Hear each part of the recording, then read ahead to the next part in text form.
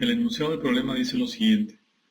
Una masa de 2.4 kilogramos de aire a 150 kilopascal y 12 grados centígrados está dentro de un dispositivo de cilindro émbolo hermético y sin fricción.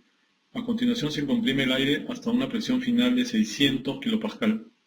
Durante el proceso se retira calor del aire de tal modo que permanece constante la temperatura en el interior del cilindro. Calcule el trabajo consumido durante este proceso. Bueno, lo primero que tenemos que hacer para resolver este problema es apuntar los datos del estado inicial y del estado final para este proceso.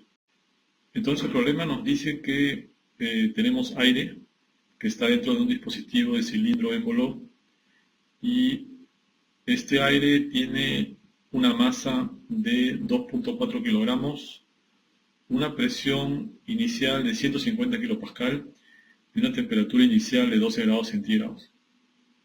Luego, este aire se comprime hasta llegar a una presión final de 600 kilopascal y durante este proceso se va a retirar calor del aire de tal manera que la temperatura permanezca constante. Entonces la temperatura final va a ser igual a la temperatura inicial, que es de 12 grados centígrados. El problema nos pide que calculemos el trabajo de frontera durante este proceso. Entonces, este proceso es un proceso a temperatura constante o proceso isotérmico.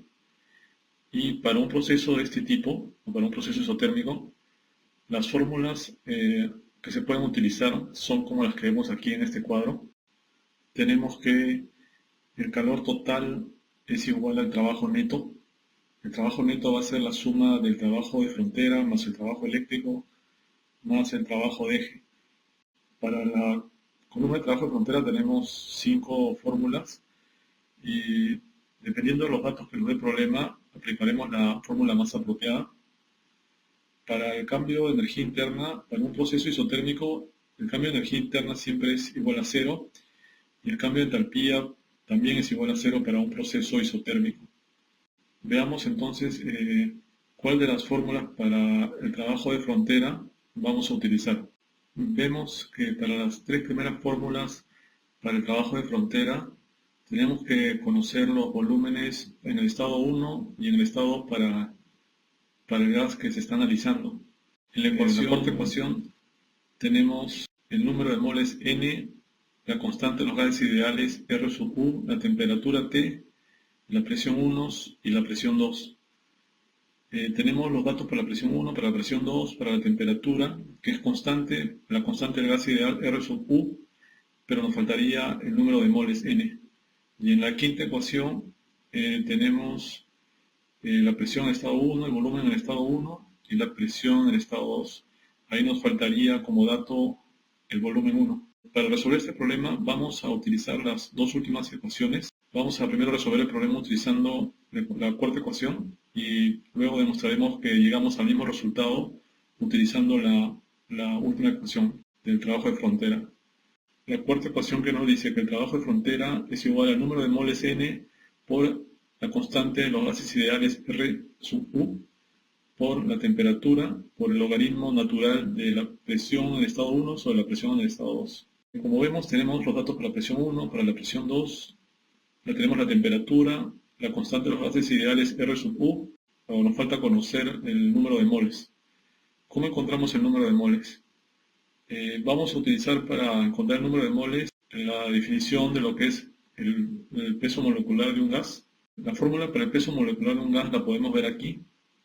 Vemos que el peso molecular de un gas es igual a la masa del gas sobre el número de moles del gas. El peso molecular del aire, a pesar que no nos da el problema como dato, es un valor que es conocido. Eso lo podemos encontrar en Google. Si uno pone en Google el peso molecular del aire, te va a dar como resultado que es 29 kilogramos sobre kilomol. O también te va a dar como resultado que es 29 gramos sobre mol. Cualquiera de estos dos valores se pueden utilizar. Nosotros vamos a emplear para el peso molecular del aire el valor de 29 kilogramos sobre kilomol. La masa del aire no nos da el problema y este es igual a 2.4 kilogramos. Entonces estos dos valores los reemplazamos en la fórmula del peso molecular tenemos que el peso molecular del aire, 29 kilogramos sobre kilomol, va a ser igual a la masa del aire, que es 2.4 kilogramos, sobre el número de moles N. Las unidades de kilogramos se van y solamente nos quedaría el kilomol.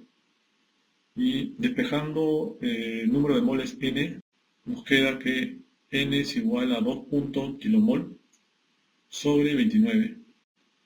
Y esto da un valor para N de 0.08276 kilomol. Ese vendría a ser el valor del número de moles que contiene el aire para este problema.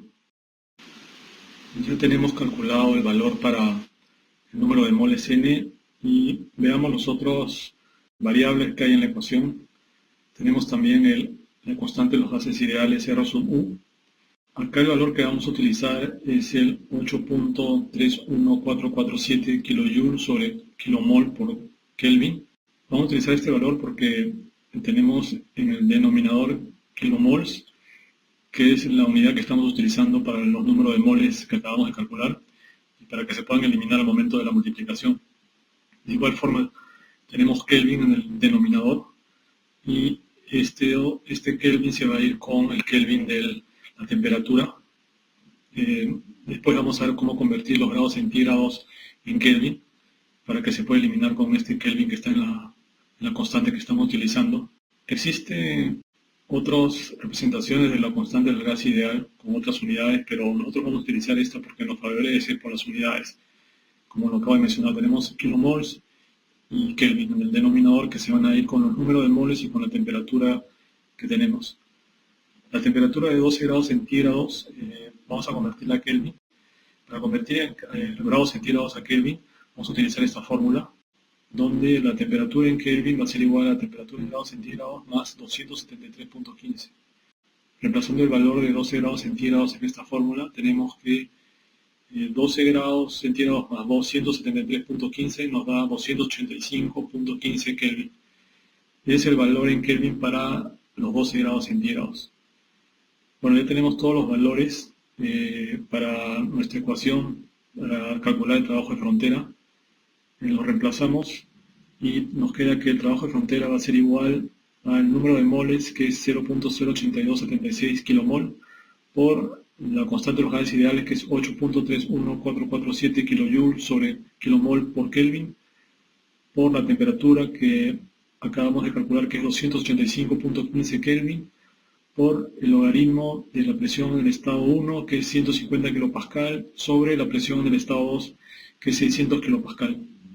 Vemos las unidades, kilomol se va con kilomol, Kelvin se va con Kelvin, los kilopascal se van y nos queda solo kilojoule.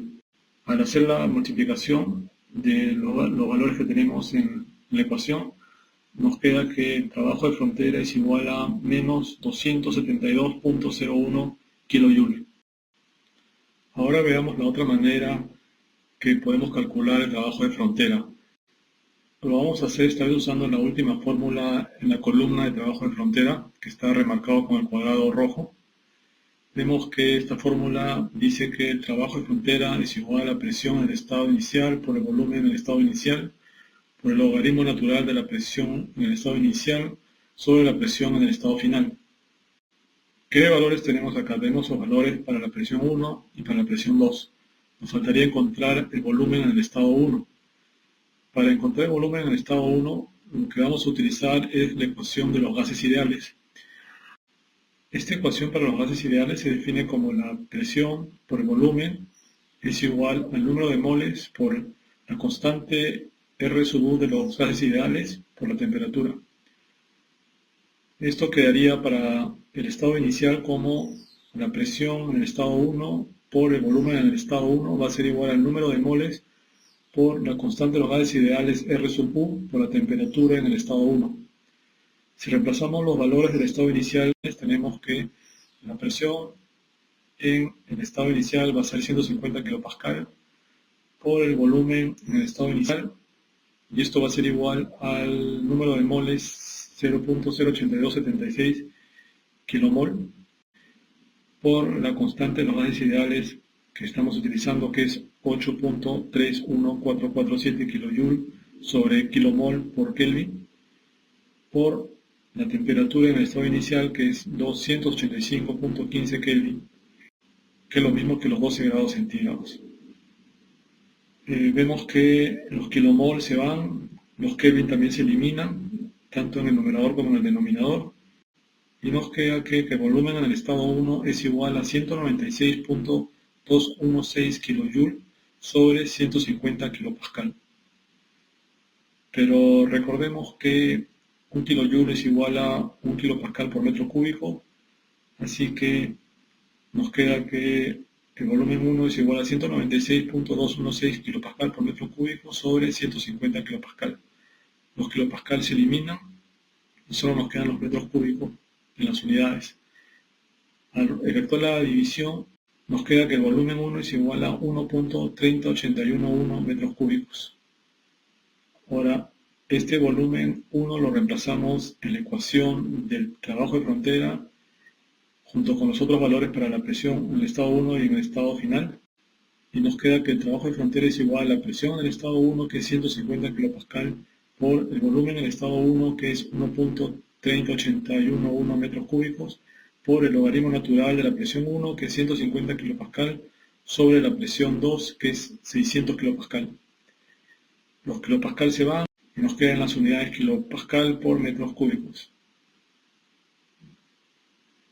El trabajo de frontera entonces va a ser igual a menos 272.01 kilopascal por metros cúbicos, que es equivalente a decir que el trabajo de frontera es igual a menos 272.01 kilojoules. Como podemos ver, el trabajo de frontera, su valor va a ser igual, ya sea se aplique cualquiera de las ecuaciones que vemos en la columna de trabajo de frontera. Otro punto que es importante recalcar es que el trabajo de frontera va a ser positivo cuando el sistema realiza el trabajo, y vendría a ser el caso cuando ocurre una expansión del gas.